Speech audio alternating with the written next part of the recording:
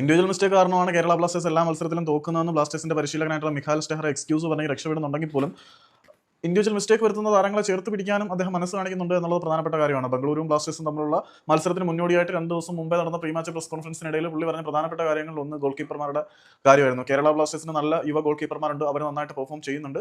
പക്ഷേ കേരള ബ്ലാസ്റ്റേഴ്സിന് ചില ഇൻഡിവിജ്വൽ മിസ്റ്റേക്ക് കാരണം നഷ്ടങ്ങൾ വരുന്നുണ്ട് എന്ന് പുള്ളി തുറന്ന് സമ്മതിച്ചു. സച്ചിൻ സുരേഷിന്റെ പേര് എടുത്ത് പറഞ്ഞു. സച്ചിൻ സുരേഷ് വളരെ മികച്ച ഒരു ഗോൾ കീപ്പറാണ്. ചെന്നൈയിൻ എഫ്സിക്കെതിരെ വളരെ മികച്ച രീതിയിൽ അവൻ ഗോൾ വില കാത്തിട്ടുണ്ടായിരുന്നു. ഗോവയ്ക്കെതിരെയുള്ള മത്സരത്തിലേക്ക് വന്നപ്പം ഒരു മിസ്റ്റേക്ക് കാരണം ഒരു ഗോൾ കൺസീഡ് ചെയ്യേണ്ടി വന്നിട്ടുണ്ട്.